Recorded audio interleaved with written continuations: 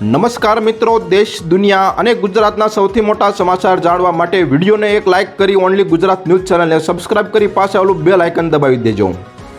રાજ્યમાં હવામાન ફરી એકવાર પલટો લઈ રહ્યું છે। જ્યાં એક તરફ ઊંચા તાપમાનનો તાપ અનુભવાઈ રહ્યો છે, ત્યાં બીજી તરફ કમોસમી વરસાદની આગાહીથી વાતાવરણમાં ઠંડકનો અહેસાસ થવાનો છે। હવામાન વિભાગ મુજબ સાયક્લોનિક સર્ક્યુલેશન અને ટ્રફ જેવી બે પ્રણાલીઓ સક્રિય બનતા ભેજવાળા પવનોના કારણે રાજ્યના અનેક વિસ્તારોમાં આગામી 24 કલાક દરમિયાન ગાજવીજ સાથે વરસાદ વરસી શકે છે। હવામાન વિભાગ દ્વારા રાજ્ય માટે આગામી 24 કલાકને ધ્યાનમાં રાખીને મહત્વપૂર્ણ આગાહી જાહેર કરવામાં આવી છે।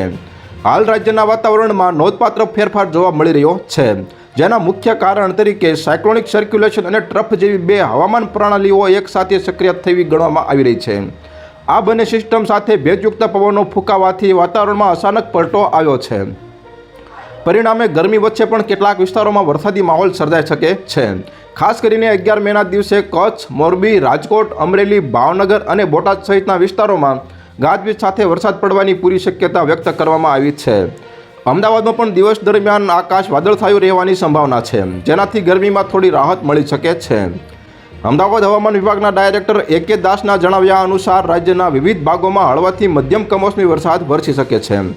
ઉત્તર ગુજરાતથી લઈને દક્ષિણ અને મધ્ય ગુજરાત તેમજ સૌરાષ્ટ્ર અને કચ્છના વિસ્તારોમાં ગાજવીજ સાથે વરસાદની સ્થિતિ બનવાની શક્યતા છે।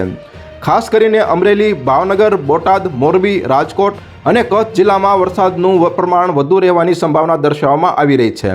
તો હાલ અત્યાર માટે આટલું જ મિત્રો। ફરી મળીએ નવી અપડેટ સાથે। તે પહેલાં વિડીયોને લાઇક કરી ન્યૂઝ ચેનલને સબસ્ક્રાઇબ કરી પાસે આવેલું બેલ આઇકન દબાવી દેજો, જેથી તમને નવી નવી ખબરો મળતી રહે।